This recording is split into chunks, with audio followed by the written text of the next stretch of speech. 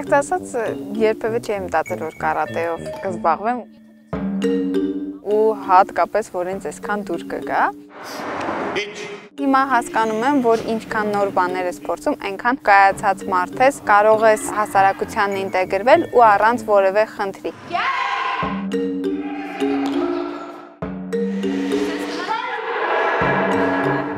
Քեզ ոնց ներկայացնում ես, այդպես էլ քեզ ընդունում են։ Ու եթե դու ուժեղ մարդ ես, թե հոգով, թե ֆիզիկապես, քեզ այդպեսին ներկայացնում ես, հենց այդպեսին էլ քեզ ընդունում են։